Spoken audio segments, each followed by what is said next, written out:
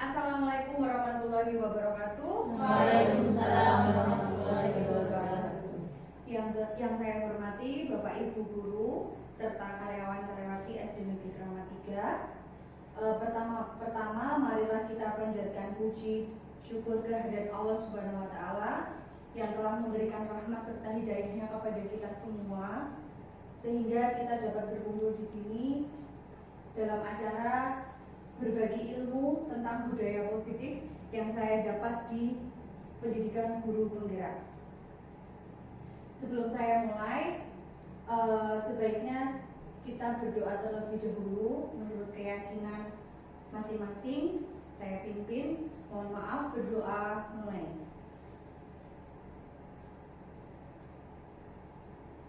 Berdoa selesai.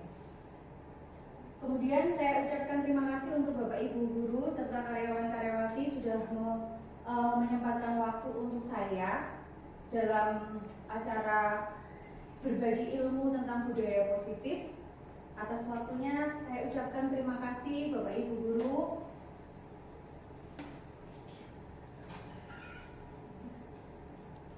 Yang pertama, budaya positif itu berkoneksi antara materi filosofi Ki Hajar Dewantara, kemudian visi murid di masa depan, kemudian nilai dan peran guru penggerak, serta visi guru penggerak. Untuk filosofi Ki Hajar Dewantara itu, murid hidup dalam kodrat alam atau budaya, dan kodrat zaman era saat ini tidak dapat diubah. Guru itu sebagai penuntun, bukan menuntut. Jadi sebagai penuntun kodrat yang dapat diubah, yaitu apa? Budi pekerti. Sedangkan nilai dan peran guru penggerak, nilai guru penggerak itu ada 5. Ada 5 nilai guru penggerak. Yang pertama itu nilai berpihak kepada murid, kemudian mandiri, reflektif, kolaboratif, dan inovatif. Sedangkan peran guru penggerak itu pasti menjadi pemimpin pembelajaran, kemudian mewujudkan kepemimpinan murid, mendorong kolaborasi, bahkan menjadi coach bagi guru lain dan menggerakkan komunitas. Sedangkan inquiry apresiatif itu dikenal sebagai pendekatan manajemen, perubahan yang berkolaboratif dan berbasis kekuatan. Perubahan lingkungan berbasis psikologi positif, yaitu menguatkan potensi yang ada dengan menerapkan Bagja. Bagja itu sendiri, Bagja itu sendiri, itu B, itu adalah buat pertanyaan, sedangkan A, ambil pelajaran, G, gali mimpi seorang murid, C, itu jabarkan pertanyaan, kemudian A, atur eksekusi. Kesimpulan keterkaitan materi dari filosofi Ki Hajar Dewantara itu dan nilai dan peran guru penggerak, sedangkan paradigma inquiry apresiatif itu menuntut segala kodrat pada anak-anak itu dengan tujuan selamat dan bahagia. Kemudian dengan nilainya saya ambil berpihak pada murid dengan peran mewujudkan kepemimpinan murid. Untuk tahapan Bagja, untuk mewujudkan kepemimpinan murid. Sedangkan bagaimana sih seseorang bisa berubah dari paradigma stimulus respon kepada pendekatan teori kontrol menurut Stephen. Nah, apabila kita itu mempunyai prinsip, bila kita ingin membuat kemajuan perlahan, sedikit demi sedikit, ubahlah sikap atau perilaku diri kita dan Bapak Ibu semua. Nah, jadi perubahan paradigma stimulus, ada respon, ada teori kontrol atau teori pilihan. Perbedaan stimulus respon dan teori kontrol sangat beda. Kalau stimulus respon, ada kebutuhan kita sama, sedangkan di teori kontrolnya kebutuhan kita berbeda. Semua orang melihat hal yang sama dari stimulus respon, sedangkan dari teori kontrol setiap orang memiliki gambaran yang berbeda. Jadi pemikirannya itu berbeda. Bahkan kita itu juga bisa mengubah orang agar berpandangan sama dengan kita. Itu termasuk stimulus yang respon. Tapi beda dengan teori kontrol, kita bisa berusaha memahami pandangan orang lain tentang dunia. Jadi membebaskan orang lain untuk memahami pandangannya atau memahami pikirannya dia sendiri. Jadi dibebaskan. Sedangkan perilaku buruk dilihat sebagai suatu kesalahan, itu stimulus respon. Sedangkan teori kontrol, semua perilaku memiliki tujuan. Dan orang lain bisa mengontrol saya di stimulus respon, sedangkan di teori kontrol itu hanya diri sendiri yang bisa mengontrol Anda. Dan saya bisa mengontrol orang lain itu di respon, tapi di teori kontrol Anda tidak bisa mengontrol orang lain. Kita bisa menyuruh Bu Angel harus ini, kita nggak bisa.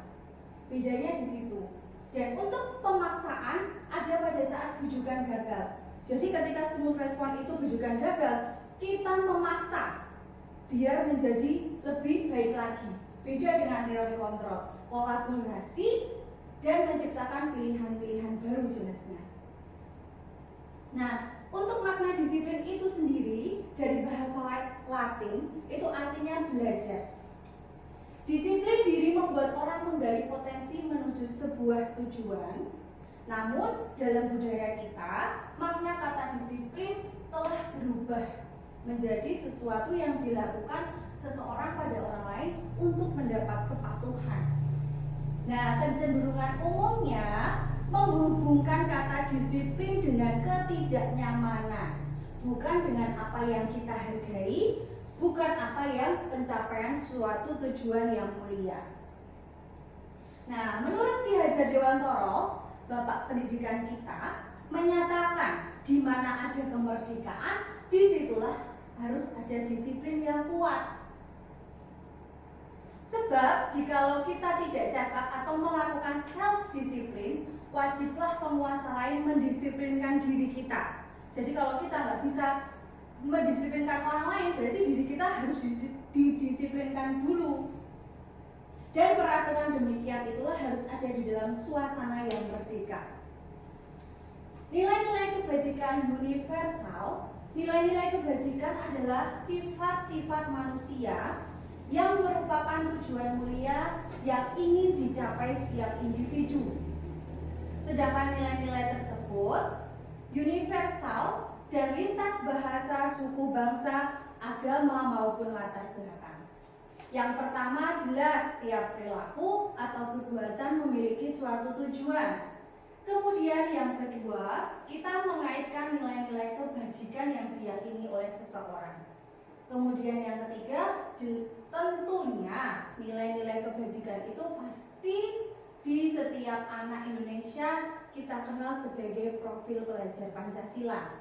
Yang pertama, beriman, kemudian mandiri, bernalar kritis, berkebinekaan global, bergotong royong, dan kreatif. Untuk teori motivasi perilaku manusia ada dua, motivasi eksternal dan motivasi internal. Motivasi eksternal itu ada dua. Contoh, apa sih yang akan saya lakukan apabila kita itu menghindari hukuman? Kemudian apa sih ketika kita sudah melakukan peraturan itu kita dapat imbalan apa? Itu motivasi eksternal. Tapi sedangkan motivasi internal itu adalah tujuan yang paling utama menuju disiplin positif, yaitu saya akan menjadi orang yang seperti apa jika kita melakukannya. Kemudian menurut Ki Hajar Dewantoro, merdeka itu artinya tidak hanya terlepas dari perintah, tapi juga harus cakap untuk memerintah diri sendiri. Dihukum oleh penghargaan. Nah ini biasanya kita sulit membedakan itu hukuman, konsekuensi atau restitusi. Nah, sekarang kita belajar dihukum oleh penghargaan, bahwa penghargaan berlaku sama dengan hukuman. Dalam arti meminta, membujuk seseorang melakukan sesuatu untuk memenuhi tujuan tertentu. Jelas dengan dorongan eksternal dan ada faktor ketergantungan. Maka ada beberapa dampak dari pemberian penghargaan. Yang pertama, pengaruh jangka panjang dan jangka pendek tentunya. Kemudian yang kedua, penghargaan menghukum. Yang ketiga, itu adalah penghargaan mengurangi ketepatan. Yang keempat, penghargaan tidak efektif. Tentunya yang terakhir, dampaknya yang terakhir adalah penghargaan merusak hubungan.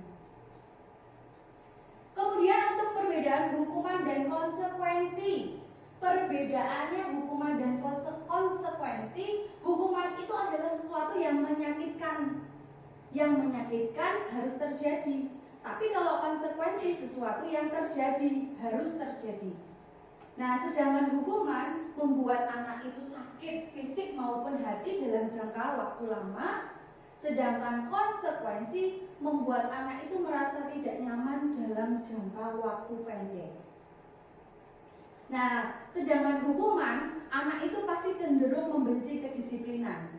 Sedangkan konsekuensi, anak pasti menghargai disiplin. Nah, tentunya ini pasti di hukuman itu pasti ada paksaan. Kalau konsekuensi pasti ada stimulus atau tanggapan. Dari hasil konsekuensi itu pasti ada stimulus. Sedangkan mendorong anak menyakiti diri sendiri itu pasti perbedaan dari hukuman. Sedangkan konsekuensi mendorong anak agar mudah menyesuaikan diri. Konsep dirinya yang buruk, sedangkan konsekuensi itu konsepnya diri yang baik. Anak belajar untuk menyembunyikan kesalahan, jelas itu dampaknya pada hukuman. Sedangkan konsekuensi, anak itu belajar untuk mematuhi peraturan. Belajar untuk mematuhi peraturan dari konsekuensi yang sudah kita buat. Marah, itu pasti dirasa hukuman itu pasti ada marah, rasa bersalah, dipermalukan, kemudian merasa tidak dihargai. Sedangkan di konsekuensi, kehilangan hak dan dibuat tidak nyaman tentunya. Diasingkan untuk sementara waktu. Lanjut, nah ini untuk Bapak Ibu, mari kita belajar ada beberapa tindakan guru. Itu termasuk hukuman atau konsekuensi. Yang pertama, menurut Bapak Ibu mencatat 100 kali di dalam buku kalimat dengan kalimat saya tidak akan terlambat lagi karena terlambat ke sekolah. Itu hukuman atau konsekuensi? Konsekuensi. Itu adalah hukuman. Ya, karena nulisnya di 100 kali kan itu termasuk hukuman. Kemudian kalau lari mengelilingi lapangan basket 2 kali karena terlambat hadir di sekolah, hukuman. Ya, hukuman. Untuk murid diminta untuk push up 15 kali karena tidak menggunakan masker ke sekolah, hukuman. Ya. Kemudian menggantikan kertas tugas teman yang telah dicoret-coret, konsekuensi. Nah, dari perbedaan hukuman dan konsekuensi kita jelas beda. Dari faktor-faktor perbedaan tadi, bahwa menggantikan kertas tugas teman yang telah dicoret-coret itu akan menjadi dampak yang baik, bahwa nanti anak juga bisa belajar. Oh, dari situ saya akan mematuhi peraturannya, saya tidak akan mengulanginya. Dari situ dia belajar. Tapi beda dengan hukuman, dia malah kayak benci dengan kedisiplinan. Kemudian membersihkan tumpahan air di meja tulis karena tersenggol pada saat belajar, konsekuensi. Ya, konsekuensi. Murid disuruh untuk mengenakan sepatu seharian di sekolah karena tidak mengenakan sepatu hitam. Konsekuensi atau hukuman menurut Bapak Ibu? Jadi nggak pakai sepatu hitam terus disuruh pakai sepatu seharian di sekolah, nggak boleh dilepas gitu loh Bu? Konsekuensi. Ya betul banget. Yang terakhir, lari mengelilingi lapangan basket 2 kali karena terlambat 10 menit untuk pelajaran BCK. Jelas ini hukuman. Jika kalau ada pertanyaan gini Bu, anak tidak mengerjakan tugas PR. Nah, nanti ada ada peraturan bahwa ada kesepakatan yang tidak mengerjakan nanti pas istirahat tidak boleh istirahat, tapi gunanya untuk mengerjakan tugas PR. Itu termasuk hukuman atau konsekuensi? Ya, konsekuensi. Nah, apa itu restitusi? Restitusi itu adalah proses menciptakan kondisi bagi murid untuk memperbaiki kesalahan. Nah, memperbaiki kesalahan sehingga bisa mereka kembali pada kelompok mereka dengan karakter yang lebih kuat. Sedangkan restitusi juga proses kolaboratif yang mengajarkan apa sih? Murid untuk mencari solusi dalam permasalahan mereka dan membuat mereka berpikir orang seperti apa yang mereka inginkan. Maksudnya ingin menjadi apa? Tujuannya itu biar mulia, serta bagaimana mereka harus memperlakukan orang lain. 9 ciri-ciri restitusi. Yang pertama, bukan untuk menebus kesalahan, namun belajar dari kesalahan.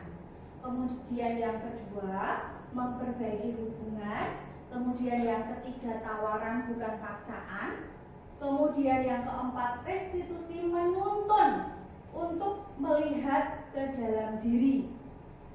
Sedangkan restitusi mencari kebutuhan dasar yang mendasari tindakan. Kemudian yang kelima, restitusi diri adalah cara yang paling baik. Kemudian yang ke-7, restitusi fokus pada karakter bukan tindakan. Yang ke-8, restitusi itu pasti fokus pada solusi. Yang ke-9, restitusi pasti mengembalikan kepada murid yang berbuat salah pada kelompoknya. Contoh pengakuan apresiasi kebajikan. Pembukanya biasanya ada kalimat kemarin saya perhatikan. Kemudian ada nilai kebajikannya, rasa empatimu besar sekali. Situasinya itu pasti pada saat menolong murid baru di kelas kita. Biasanya gitu. Yang kami ucapkan biasanya bu guru gitu. Rasa empatimu besar sekali. Kemudian saya menghargai. Dari saya menghargai, nilai kebajikan itu adalah kepedulian pada saat membantu teman-temanmu di tugas kelompok. Kemudian terima kasih untuk, itu adalah rasa tanggung jawab.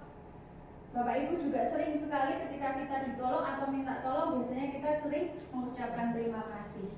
Kemudian itu situasinya ketika memungut kertas yang berserakan. Nah, mengapa kita perlu membuat keyakinan kelas padahal sudah ada peraturan? Contoh di jalan raya, kenapa kita harus pakai helm? Padahal itu kan memang peraturannya.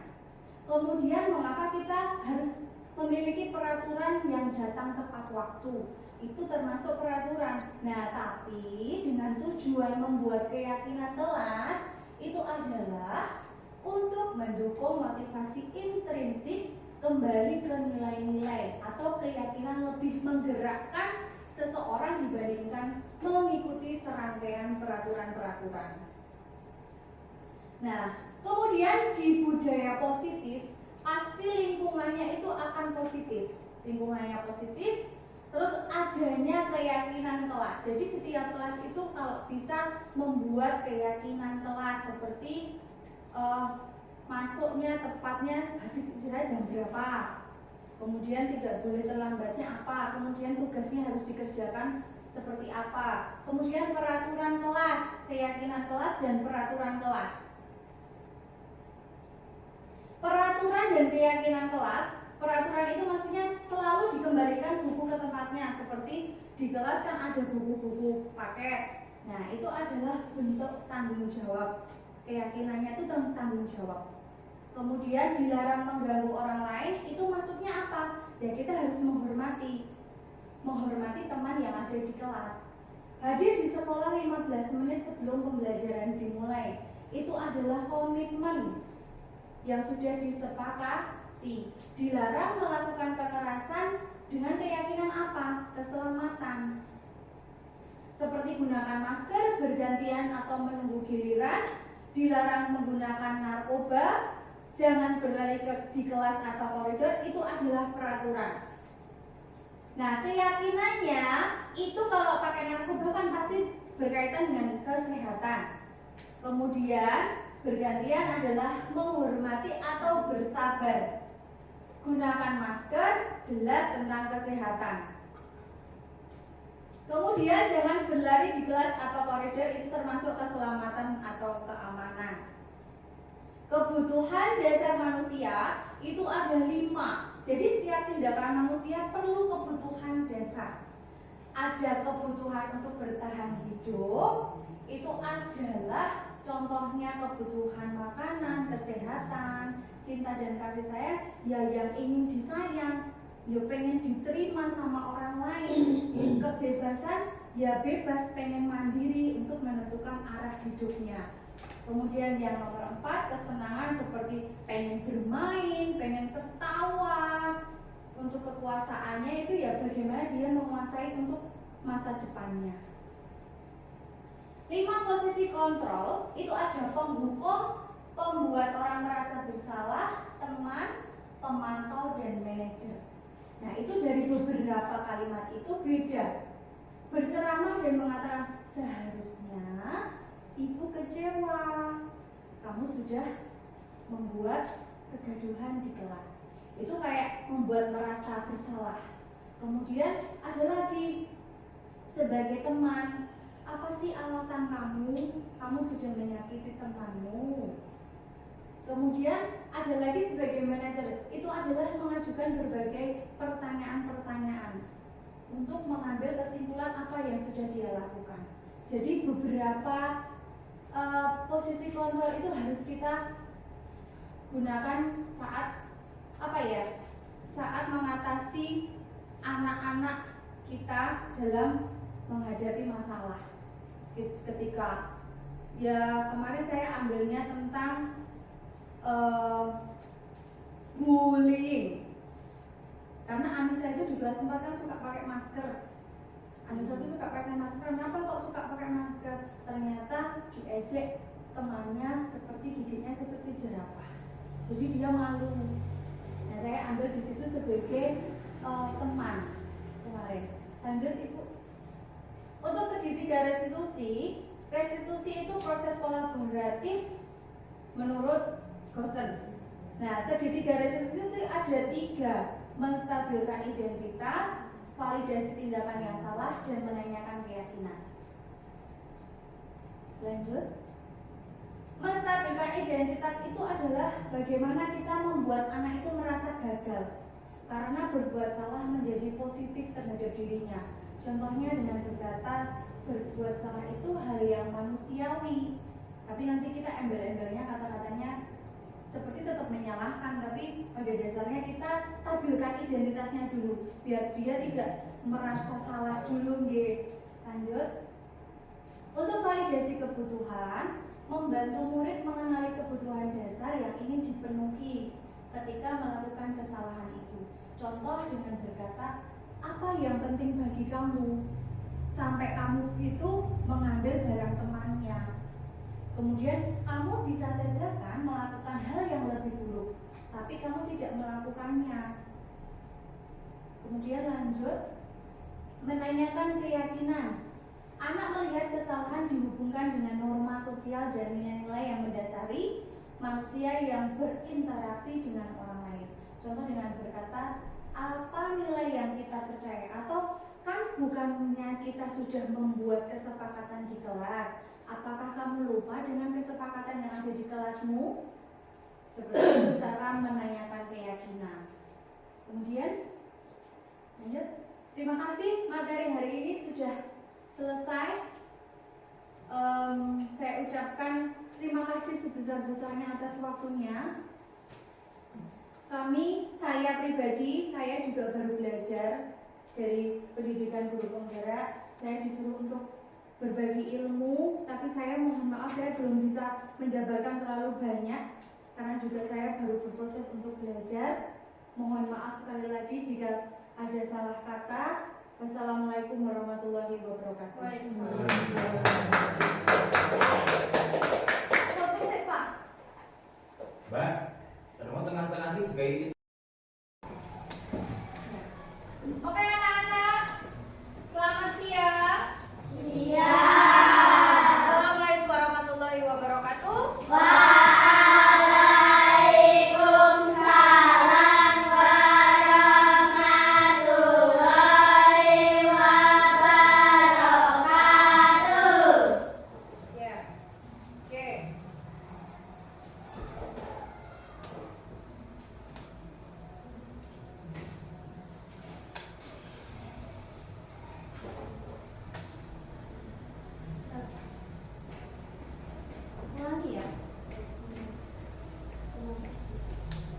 sepidolku nang kene.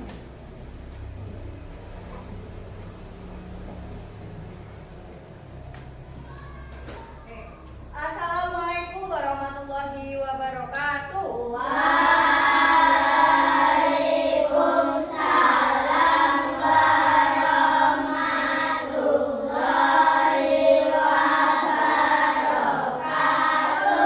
Tepuk semangat.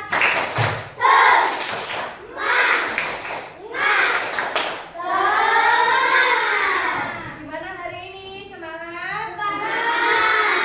Sudah makan siang? Oke. Karena di pembelajaran saya di kelas 4 ini kita harus membuat apa itu? Membuat Keyakinan. ya keyakinan. Kelas berapa? Kelas 4. Tentang apa?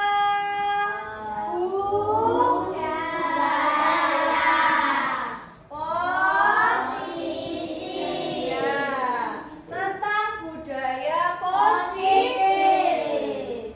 Nah, budaya positif itu apa ya? Hal-hal yang harus baik-baik. Dari apa? Dari pembiasaan. Contoh pembiasaan sholat duhur bersama, berjamaah. Kemudian apa lagi? Membaca Asmaul Husna.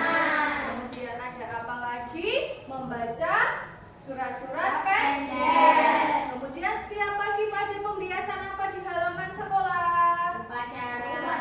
Upacara hari Senin, upacara hari Kamis, ya enggak? Ya. Kemudian ada soal sholat duha berjamaah.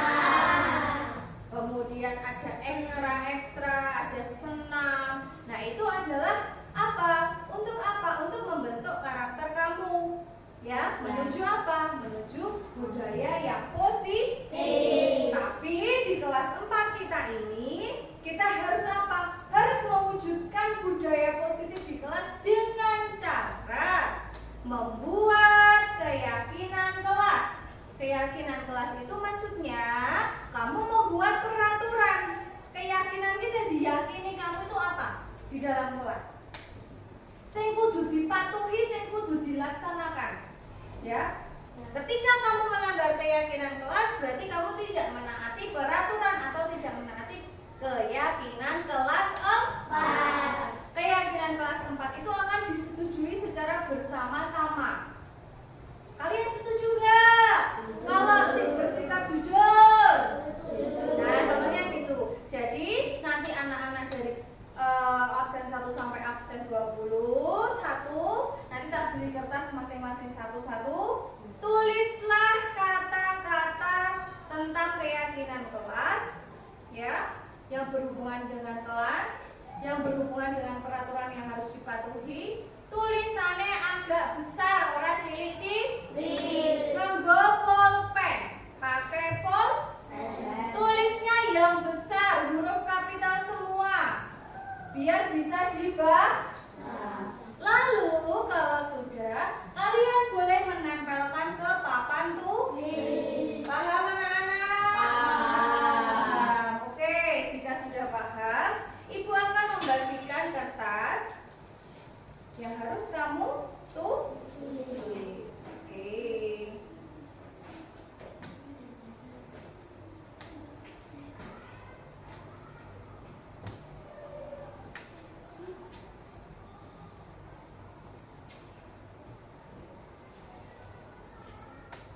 Ada yang mau ditanyakan enggak? Oke, kalau enggak, jadi sudah paham ya.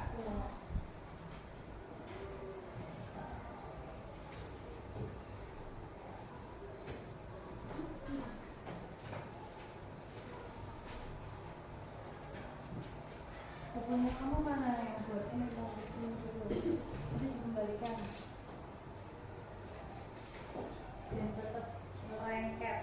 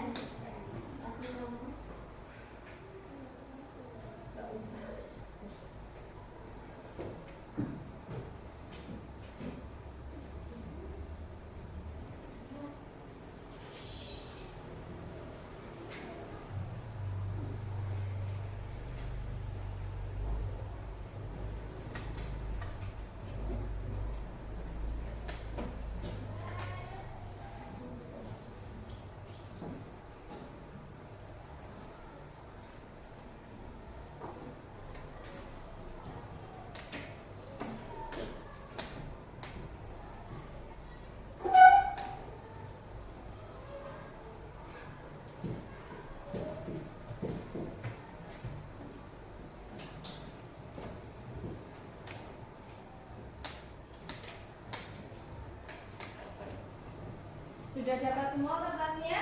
Sudah. Jika sudah, coba sekarang kalian sudah siap untuk menulis keyakinan yang kamu yakini untuk kelas kamu? Siap. Kalau sudah siap, silahkan kamu Kerjakan.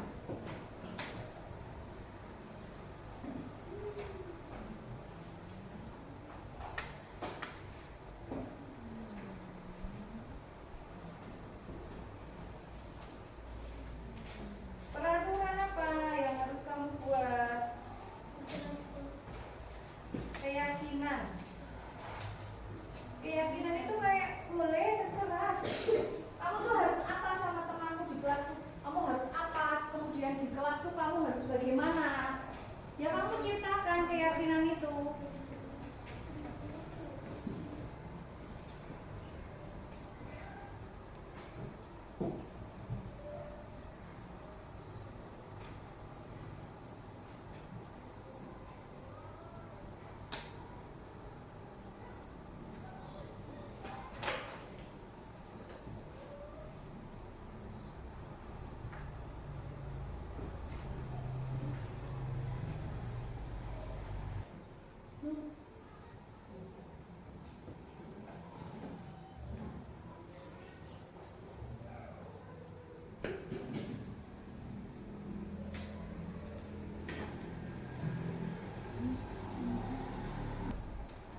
Siapa yang sudah?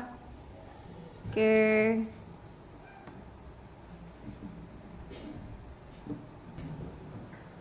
Oke, jika sudah, silahkan satu persatu menempelkan keyakinan kelasmu yang sudah kamu buat.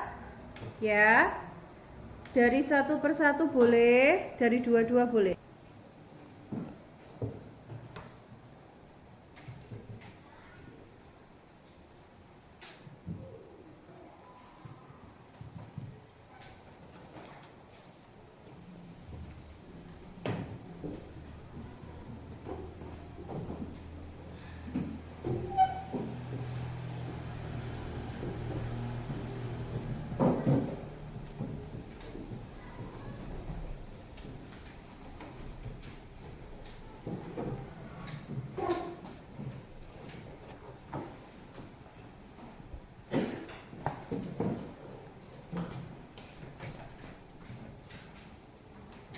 Lanjut, siapa yang belum? Silakan tempelkan. Ayo, Aska boleh.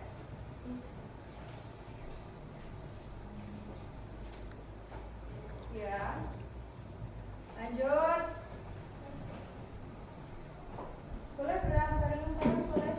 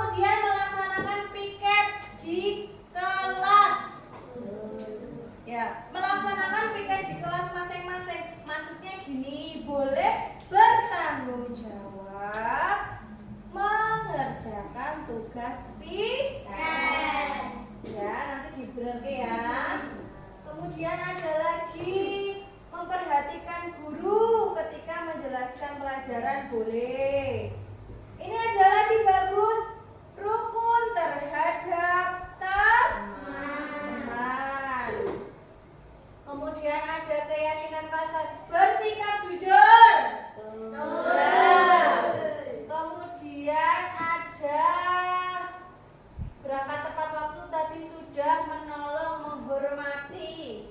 Ya tidak? Ya. Ada di sini kita dilarang mengejek teman. Mengejek itu sama dengan kita harus menghormati. Ya, paham? Paham. Kemudian bertanggung jawab menjaga kebersihan. Menjaga fasilitas sekolah. Kemudian apa? Berpakaian rapi. Mau tidak disetujui? Kemudian mengerjakan tugas dengan tepat waktu. Setuju nggak? Karena banyak sekali di kelas 4 tuh sekarang tugasnya dari jam berapa, selesainya jam berapa. Padahal waktunya hanya belajarnya 2 jam. Tapi tugasnya rampungnya 2 jam lebih. Berarti kamu tidak disiplin mengerjakan tugas. Paham?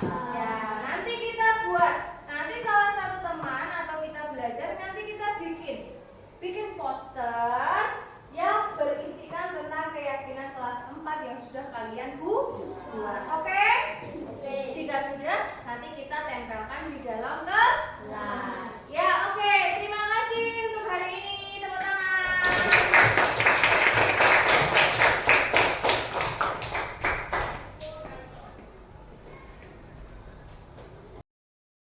Perkenalkan, nama saya Muhammad Mirzatul Hafid dari kelas 4. Saya dan Bu Yeta telah bermusyawarah tentang keyakinan kelas.